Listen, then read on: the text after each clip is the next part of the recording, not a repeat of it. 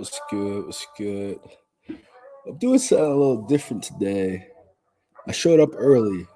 Usually I get here like right before. We do it a little later in the day and shit. Today I decided to show some respect, show up early. I'm still about to be on my bullshit though for y'all. So hold up while I roll this blunt and shit. Waiting for DJ Rari. It should be a good vibe. Enjoy the music.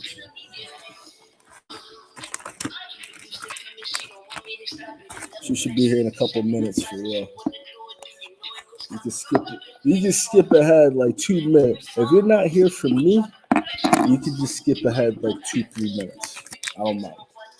It's cool. This is Quahad Lawson, Fashion Nova.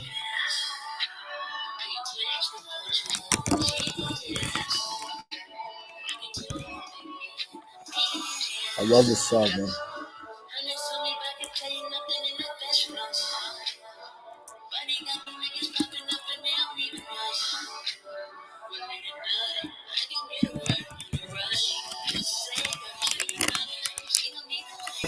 Quick problem.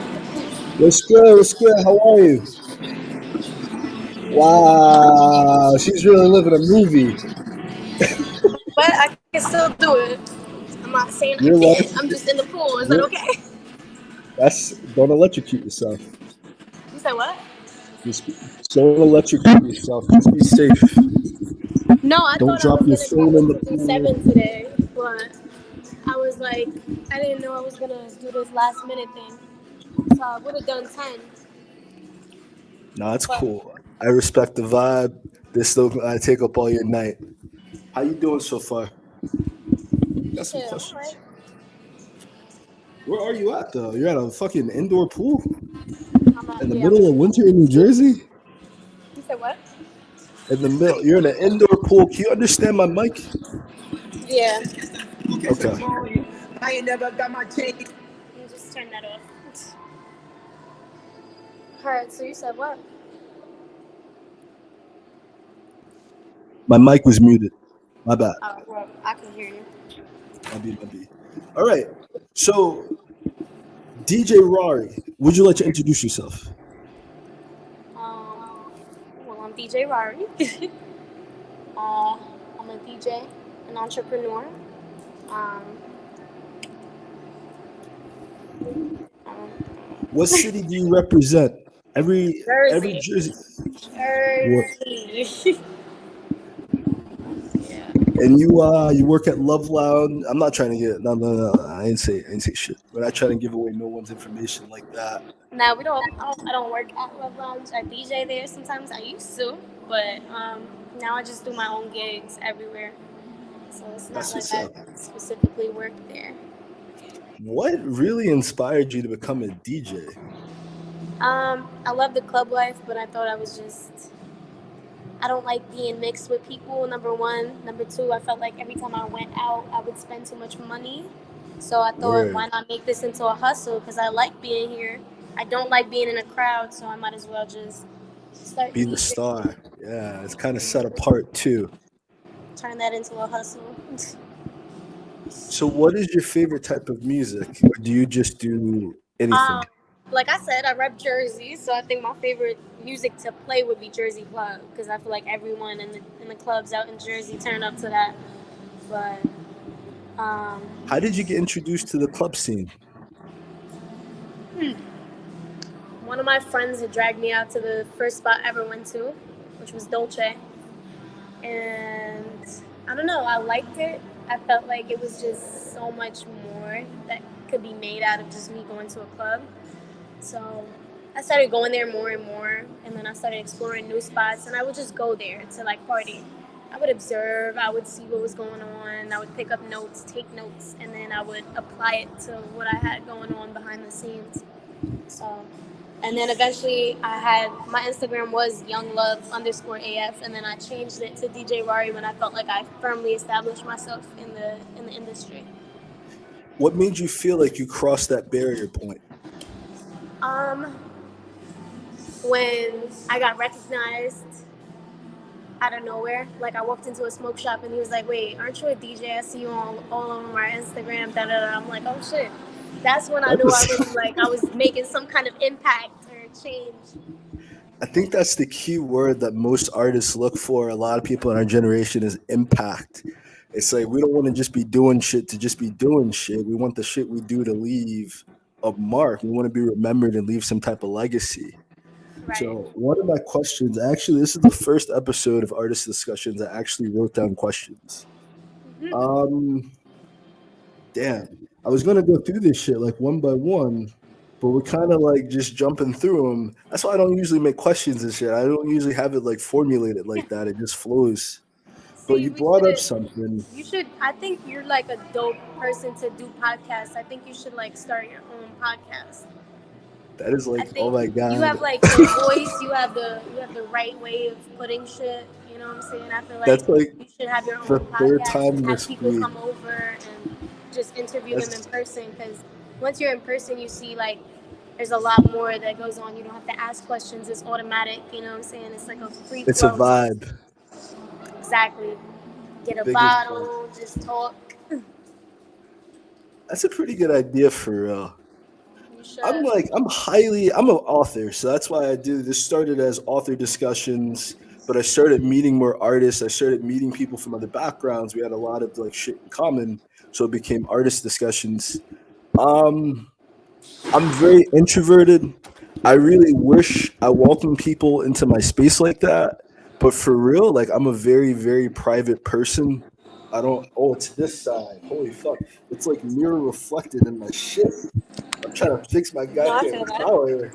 I like tried to fix the collar on the slide like two times, and I'm looking in the fucking screen like, where is it at? I'm doing this shit, and I'm like, okay, no one's gonna notice. No one's gonna. No, this shit did not fucking move at all, yo. My bad. My B. But yeah, people recommend the podcast thing, but I feel like a lot of grown ass men start a podcast instead of going to therapy, and I'm not trying to really like give off that type of vibe, you know. I want to do some more inner work first and then do life advice and shit like that. For now, I'm still trying to figure out what I'm doing and figure out what's going on inside my head. I'm not really trying to, I don't preach, I practice, you know. I'm not really trying to be out there. There's a lot of hatred online. There's amplifiers and there are haters. There are people that gotta make shit better. They're gonna take you where you're at and they're gonna see the potential of what you can become. You got niggas that are gonna see what you can become and do everything fucking possible to stop you from getting there. Right. Even if they can help you. I've had so many obstacles going through this DJing thing Give for us so some insight. so a lot of people try to play with how much I get paid. They try to give me less than what they Word. would give a regular DJ.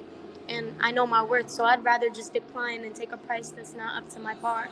Because I know what I bring to the table. I know how many people come out just to support me, and I feel like it's just You're the draw, you know? so It's I'm like when people taking know DJ Rari is gonna be you there, can they DJ come. for free just to get experience and practice. And I feel like those days have passed already, so I don't need to do that. I feel you. I have something directly related to that. Like you literally just reminded me of it. So I sell shit on Amazon. I sell my books on Amazon and whatnot. They're on Barnes and Noble, Google, all that type of shit. And what really got me to where I wanted to get at was giving shit away for free, giving away free books, trying to get people to give exposure, trying to go to different events just to get my name out there, just to get the spotlight out there and shit. But on that really got me to a certain point. And then when I wanted to start making money off of it, it's as if everything I did, I had to unlearn, relearn a brand new process of doing things, and then execute that out into the field to really start profiteering. So it wasn't really so much getting people to buy the product, it was to stop trying to sell the product to people that don't want it and to focus on the people that need it and want it. Some people need shit, but they don't want it. Some people want shit that they don't need, but you got to find that niche for when people need what you're doing and they want you to be there to do it. And that's when like the money that you want to make, the money people think you really need to make, is really gonna pop off. Because when you're just dealing with people at your level, you're just dealing with people doing the shit that you're doing. They only have the same reach, the same resources, the same network depth in relation to what you have. When you have people that have far more than what you got, or they just in any type of fashion, economic, social, psychological. She's doing something right now, so I'm trying to buy some fucking time on the air for but any of that type of shit, when you got people that have more of that abundance, they have more of that fucking value, it really transforms the entire way that shit gets done, you know? That was for the audience while we figure out what's going on. You went back to get what? Oh,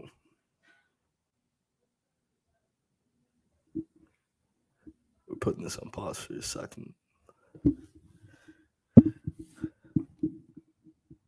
For real, for real. I'm gonna try to be quiet while I do this, but I'm not editing these videos, so we gotta keep going with it. So I'll give you more little details on that. Maybe I'll reiterate.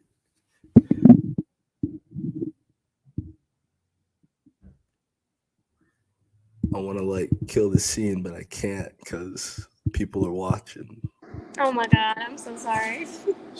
I was buying some air, don't worry. I was telling a great story. You could watch it in the playback. Like Colas, like Nicholas when he came I on. have a question. Can What's we good? do this at 10 if possible? You said 7 or 10? Let's try again for 10. Yes, I got you at 10, I promise. I have a whole setup. I'll be all right. It's just right now you Okay. put me in such a weird position. Nah, I feel you. I feel you. I feel you. It was good Well, seeing you though. I love the conversation. I will continue this with you at 10. It's cool. I'll see you soon. All right. Peace. All right. And just like that. I feel like we almost have to keep this section of everything going. And we really have to like kind of splice it. Let's do like a part one, part two type vibe with this. Since it's not really over, it's just beginning. I did see the social media post early on. She was doing like a pop up event. 10 o'clock. So let's organize this. Let's figure this out. Let's regroup. But I do want to finish what I'm saying. I do want to further that before she signed off. Yo, so basically what was going on was that I got started with Amazon and, I knew nothing. I didn't know anything about the process. I knew nothing about what to do. I didn't even really have like what I had first published when I first got started is not how those books now look in 2023. Either they're twice the size they were when they were first published, or now they're actually edited, shit like that. There's just a lot I did not know. So it's like I almost had to like kind of give things away for free because the quality wasn't there. The idea of what was needed done was not there. And there was a grand difficulty in just like really just understanding the industry, the market, the marketing, the promoting, and then how much I really have to get out of my shell to go the rest of the way that I want to go compared to how far I got. So many of these books I released on Amazon. At first, I did not own anything. Amazon owned everything. So I wasn't making any fucking money. So because I wasn't making any money, I was like, fuck it. There's no reason not to give this shit away for free. Because it's like, if I don't just give it away, then nothing is gonna like get done. No one's gonna see it at all, and no traction is gonna be made. So we did that.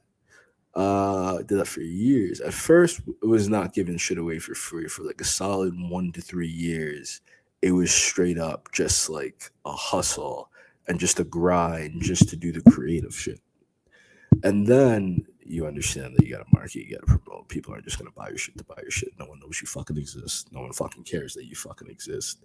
And everyone's just trying to keep their fucking money in their goddamn fucking pocket. And you find that when you're trying to sell some shit nobody fucking needs. They might want it, they might like it, they might fucking be interested in the shit, whatever. But no one really gives a fuck when you're selling some shit that no one fucking needs. When I started selling lawn care and I started doing lawn care services, there were a lot of fucking people interested instantaneously. Selling books, all this type of shit, even music, you're constantly looking for a niche. You're constantly looking for a deeper niche. And what I mean by that is like a very specific, very small market segment that might grow over time. But if you can get about 1,000, 10,000 true fans in that arena, inside that field, then you're golden.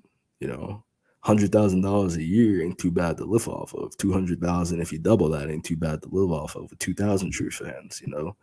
But when you're coming from obscurity, you're coming from nowhere, you know, a lot of the internet shit. I started over on my social media shit after I.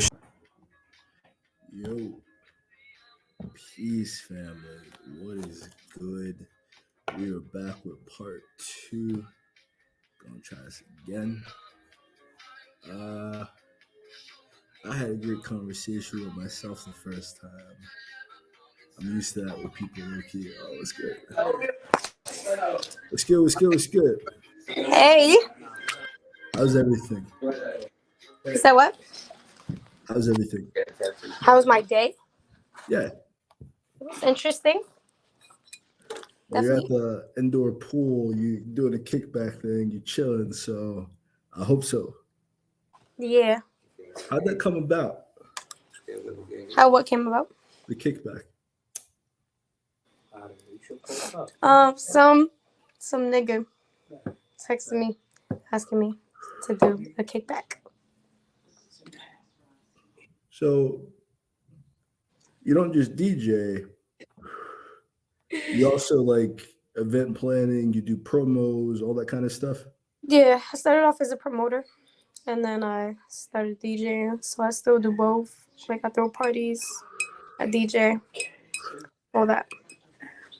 You said you got started in the club scene, but like this seems like much deeper than surface No, value. it's definitely much deeper. Yeah, It's it more does. like I feel like I'm tired of the club, and honestly, I like private events because I could make my own price, so I don't mind like you know going. You're kind of just doing your own vibe because you're the business, you know. I'm the what? You yourself are the business, you know. Yes, practically. So all the other shit people do, it's always going to be something to kind of marginalize your talents because one, they're eating off you, and two, they got to pay you, like you said earlier. So it's like even if someone asks me to promote an event that they're throwing, I'm still gonna charge because at the end of the day, it's taking time out of my day. Number one, time is something that I can't get back. So I feel like time would be equivalent to how much you pay me. Like, you know what I'm saying? It's Absolutely. not even that too. It's more of like not even the time, it's more of like my services. I have a following, so when I post stuff is And your reputation. yes, exactly. So that's why sometimes I even turn down parties due to its represent like it's what do you call it? It's Representation. yeah, it's usually some parties Reputation. the words ratchet and ghetto. And the reputation that I have, I can't really do parties like that, especially Yeah, because a lot of clubs look for like a certain reputation when they book DJs because they need to bring a certain crowd out. So I can't be associated to the ones that are gonna start fights or you know what I'm saying. that's very, very important. I used to do security back in the day. When I started drinking and shit, because I was the opposite, you know, I didn't like going out. I didn't really fuck around with going to parties. We stayed home and played video games and shit like that. We were nerdy ass motherfucker. I won't even lie about it. We were nerdy as fuck. So when I started like drinking and shit, I'm like, damn, I don't really want to just be like downtown to be down. I went to school with a bunch of white kids and shit like that. I don't want to just be downtown to be downtown. These kids come from the hillbillies, the sticks, some racist ass fucking areas. I'm not. So I did security so I can kind of get my foot in the door, see what the shit was like.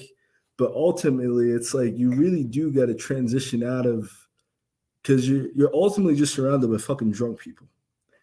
Not that that's a bad thing, you know. It is. That's its own vibe. It's fun to get drunk. It's fun to have fun. It's fun to have parties and shit like that.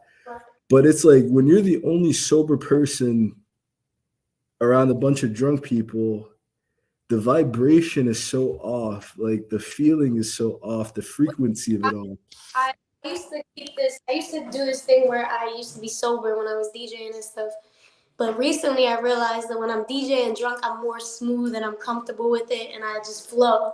So I've limited myself to a 3-drink thing. So I choose 3 drinks for the night, and I sip only on 3 drinks. So I'm still mentally there. I can function and do what I gotta do and make sure I get paid and stuff like that. But I'm Yeah. also like in my zone, and I can vibe out and understand what the crowd is feeling. So I could you know. And it helps you. I think that would help you connect more too, because when you DJ versus security, DJing, you have to be in the flow with everybody else. You have to really like, that's one of the things I find really remarkable about DJing is that you really have to pick up on the crowd so you know when to drop the bass, when to change the song. I don't know if you ever saw that Netflix show, The Get Down, but it was about DJing and shit like that with Grandmaster Flash, some No, other motherfucker I don't fucking remember, to be completely fucking honest with you. don't. Shit, I brought that up like that was my shit, didn't I?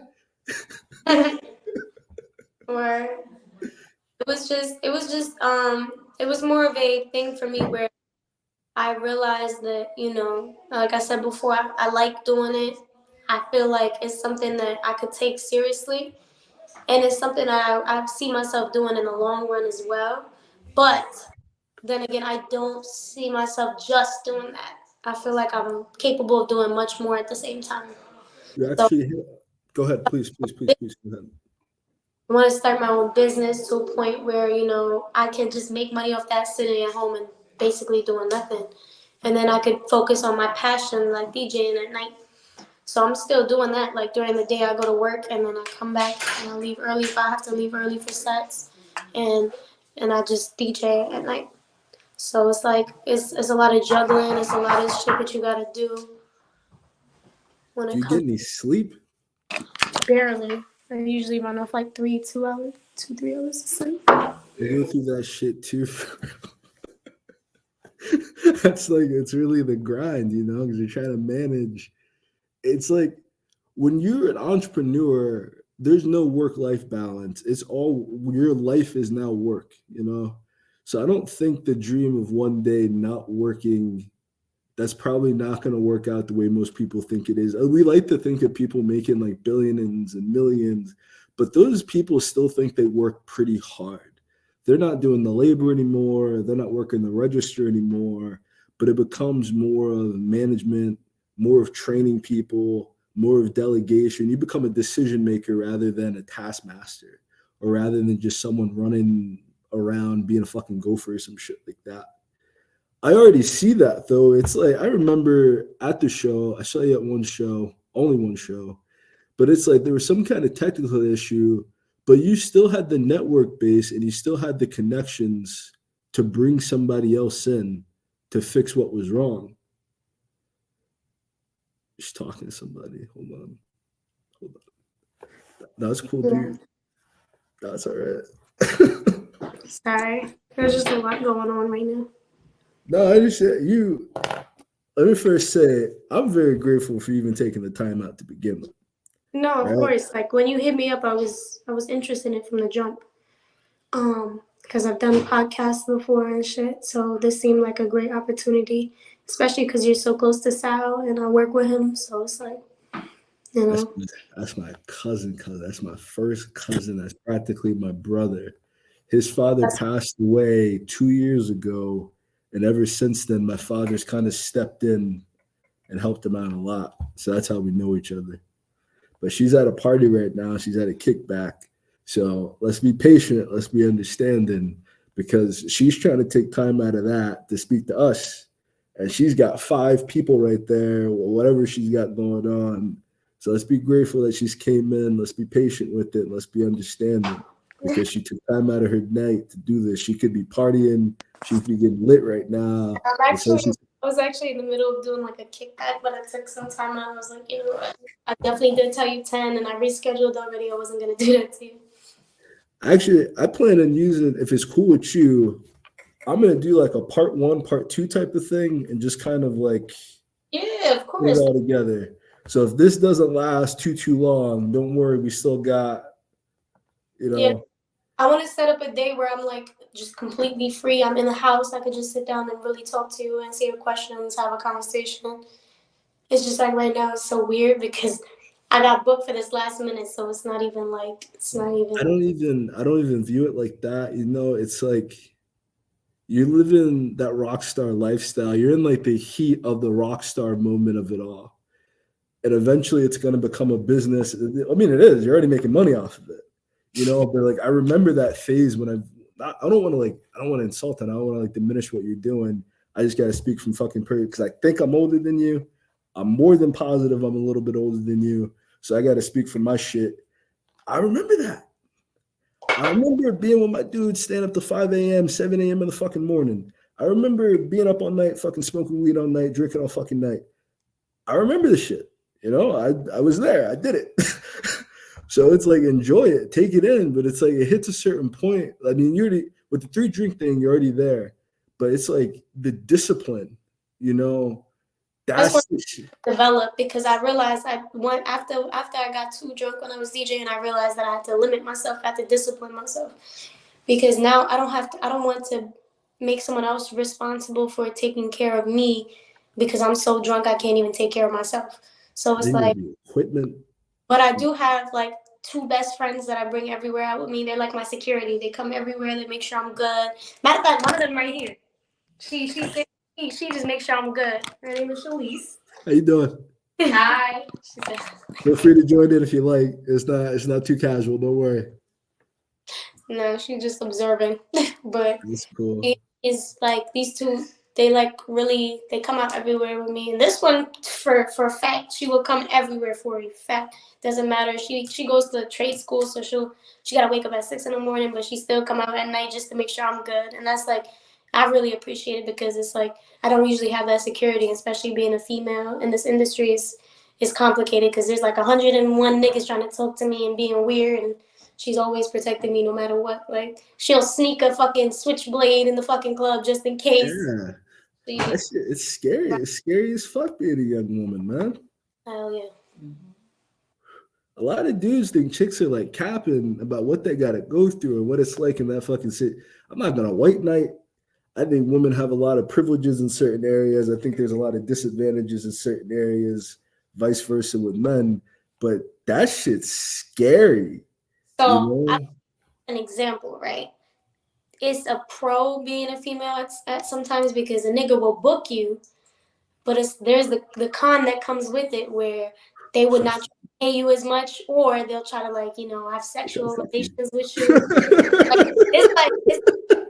It's a pro, but it's also a con because you try to keep it straight business and trying to have this professional thing going on, but now it's just it I has know, I something know, more. man. Like, Now if you they get into that, they'll not book you anymore, or they'll do this weird shit, and that's fine with me. I'd rather have take that loss than do all that.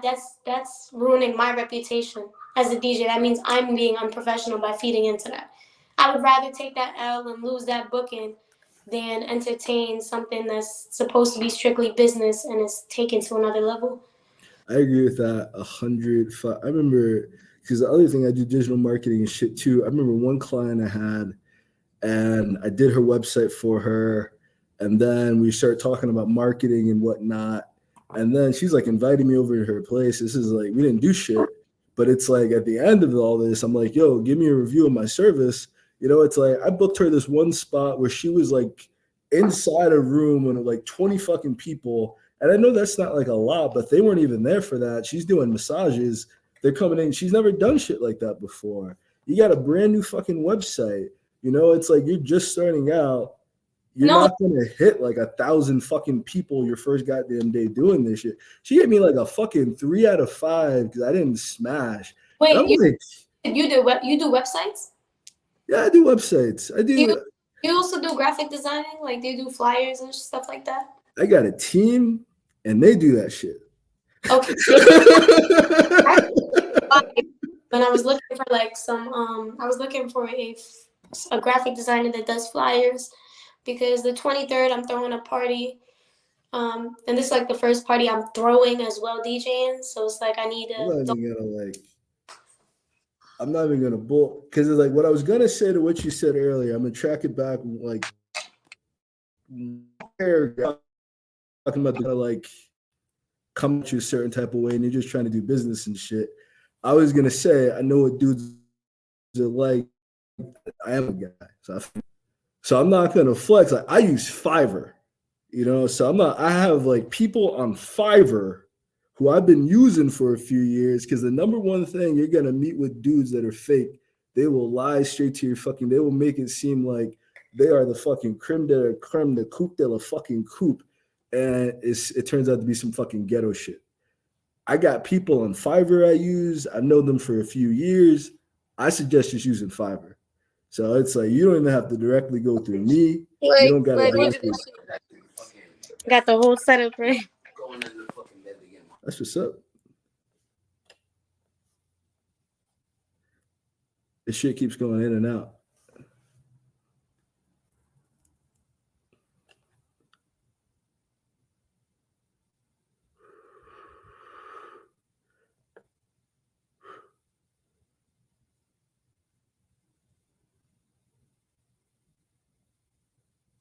This is the most interesting episode because it's so different I than am so every. sorry. I'm so sorry. No, it's this is the most interesting. I was saying this is the most interesting. This is so different than every other episode. This is just really fucking interesting.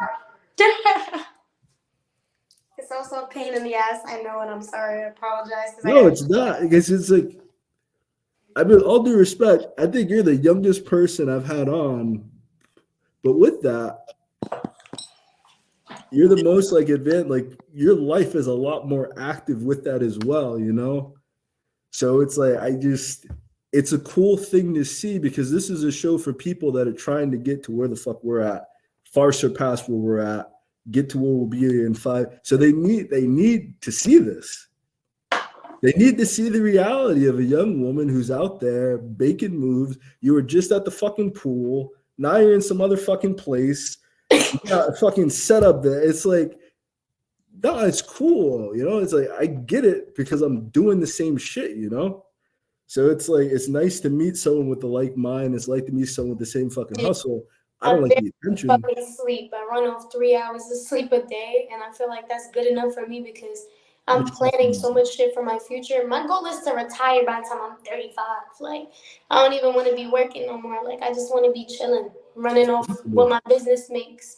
And if you have a business, you own a job, what your investments will make you. You got to get assets that pay for everything. I already Let's do. just So the thing is, clarify. I have 3 sources of income already. So I invest in I do drop shipping.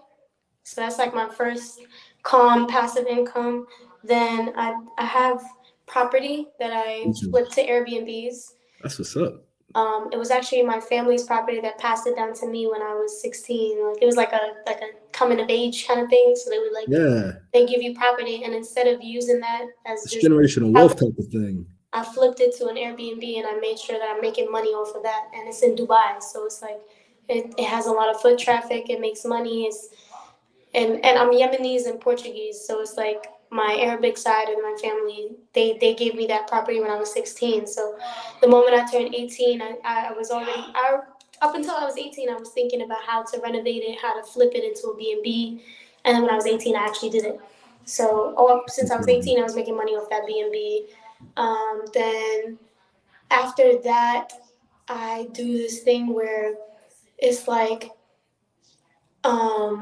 stocks. But the thing is, I invest in this thing called what is it? There's a name for it, but it basically invests in tiny shares of different stocks all over. So fractional regardless investing. if the stock goes up or down, I'm still making money because of all of the stocks that invested in. It's just a fragment of a stock. But fractional investing. Yes. Yeah. Bingo, right there. So yeah, I felt like it was pointless to do day trading because you have to be on it and you have to really watch it go up and down, and then you got to pull out at the right time. You got to invest at the right time. So for me, I just felt like that was gonna make me money regardless of if it goes up or down, and I don't really gotta watch it too much. And then Absolutely. when I was 18, I started investing in Roth IRA, so that it builds up for my retirement. It's not taxed and none of that, so that helps me out. By the time I'm 50, I'm gonna have like 2 million. I hope And motherfuckers. I hope y'all taking notes. Whoever's watching this, I hope y'all taking notes on yeah, this. I didn't come from a very wealthy household because my mom married a Portuguese guy, so she got kind of kicked out of her family. But my Arabic side of my family still accepts me. So it's like, regardless of that, I So you kind got of to just get. always wanted to be independent because my mom and my dad were never a thing. I always went through that up and down with them. So I felt like if I wasn't independent at a young age, I grew up fast. So for me to advance so much, it was kind of necessary. It wasn't really a choice that I had.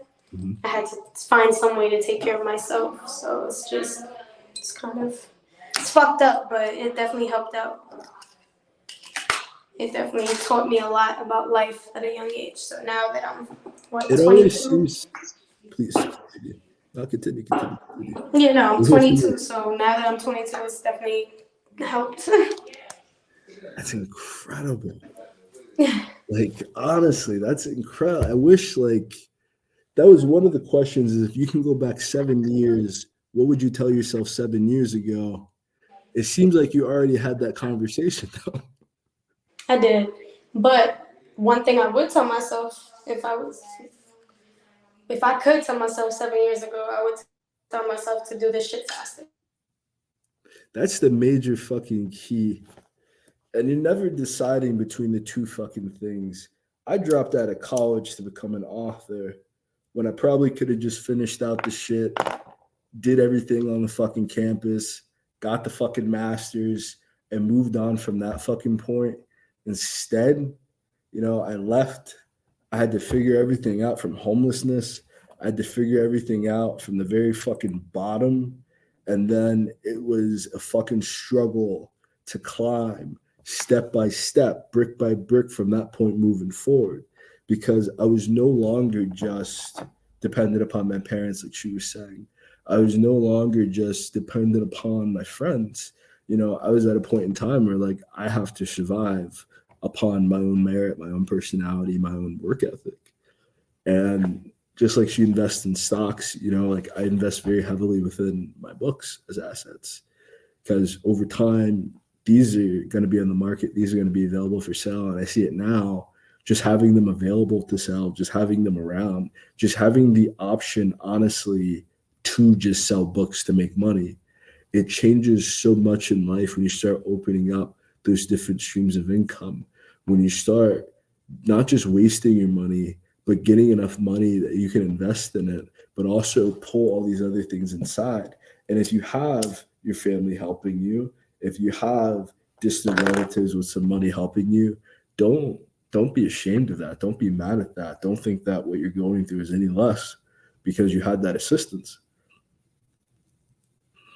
Because there's people that have way more assistance than you and they squandered it. So don't sweat yourself like that. Don't get fucking aggravated with yourself like that.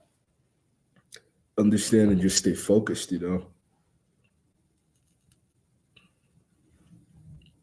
at the beginning of the day, at the end of the day, you're the only one that really wants to see you successful. If you died tomorrow, everyone's gonna have to move on without you. Leave something behind. Leave a legacy behind you. Leave artwork. Leave a creation. Leave property. Leave investments. Leave charity. Leave volunteer work. Leave something behind you so that you are remembered and you're known. It was incredible having DJ Rari. I'm gonna have to tell her that I do appreciate her being on because I am done. I was playing Portal 2 before this. I mean, I wanted to reach both of our obligations to do this. She's a wonderful woman. I'm very grateful for her, you know, and we're really just breaking through the mold entirely. We're really just becoming everything you really can be. So please, please, please, please follow her blueprint. Please, pretty please, please, you know, live in that image, you know, admire what she's done, because I think what this young woman has done is incredible.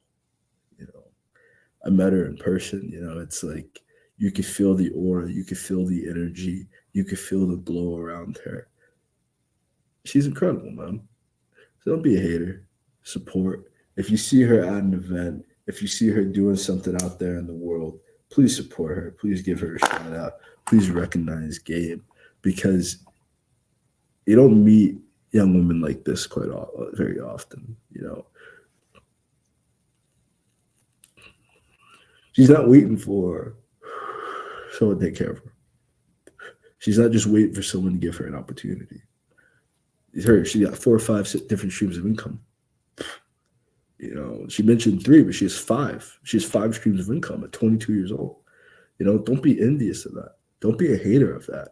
Admire that. Replicate it, because that is an amazing young woman.